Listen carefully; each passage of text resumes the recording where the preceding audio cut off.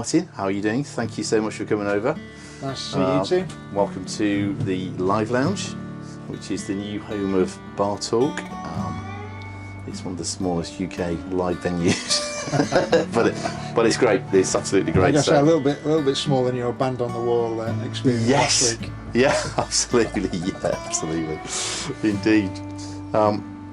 So, if I had an ABL Legends Award, I'd probably give it to you now, really, because you've had 35 years in ABL, which is amazing. For the sake of me and the two people watching, I don't know, or however many people it is, because it's thousands, I know it's thousands. Yeah. It'd be great just to have a bit of maybe a potted history of where you started and. Yeah, sure. No, it's interesting because I was thinking before I came over to see you about what's happened in my career, and after I graduated, I went to become a bookie. I was a bookie for 3 years nearly. Really? Before coming into financial services. Wow. I think at the time I went onto the RBS graduate scheme, and for some reason they thought I had the ideal credentials to go to RBS, but I guess given what happened subsequently, that was probably about right, really. Yeah. So I was at RBS on the grad scheme. I ended up staying on the banking side for about 10 years before I moved into ABL. And as I was just sort of saying to you earlier, that I've worked in that time for the English, the Irish, the Scottish, the Australians, the French, and now the Americans. So a very big cultural difference in all those places.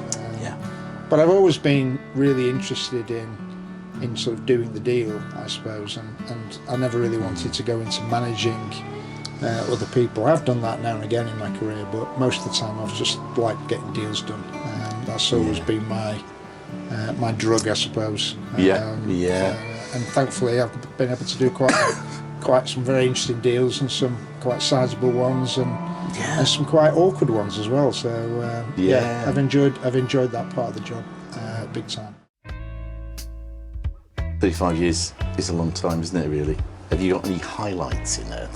There's got to be some highlights. Yeah, I think the interesting thing about what we do within ABL is that we do some interesting deals that possibly you wouldn't have expected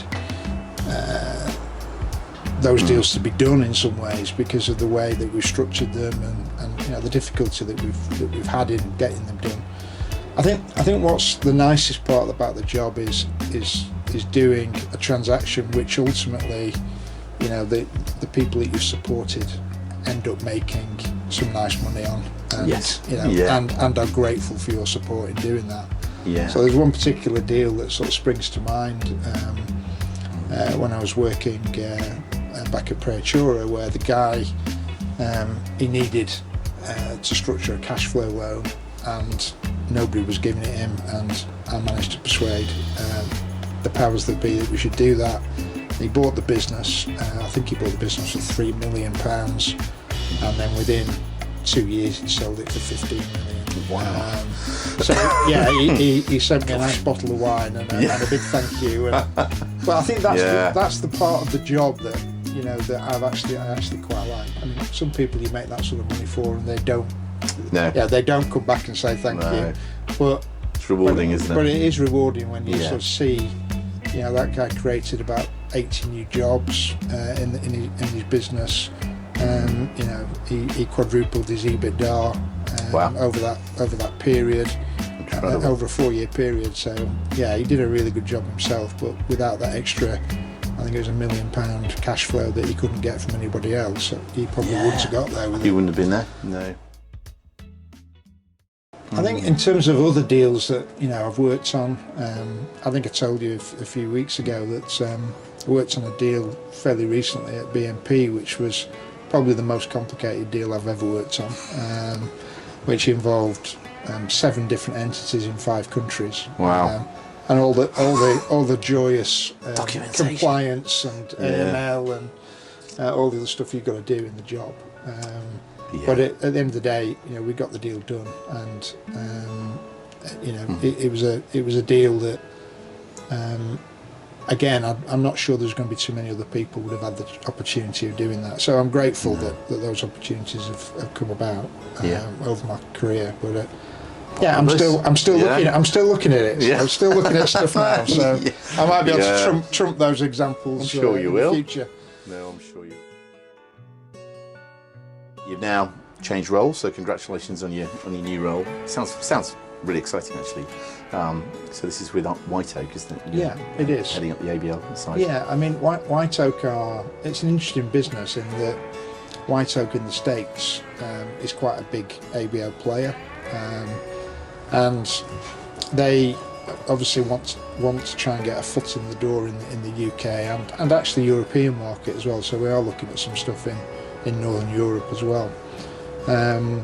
And there are obviously crossover opportunities between Europe and the US, which I guess that was one of the attractions of moving to White Oak, was that I could use the skills that I'd had in those cross-border transactions in this sort of environment. So yeah, White Oak, it's an interesting business.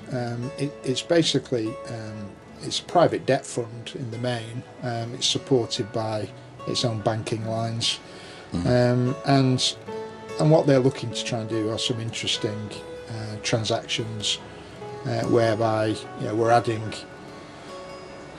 a little bit extra, quantum, or a little bit of a different way of looking at structuring things. Yeah. Whereby people can stretch perhaps a little bit further with us than they might be able to do through more conventional funders. I think going back over my career is interesting, because there was one point in it where I thought we would get to a point where ABL would almost take over the world, and it probably hasn't.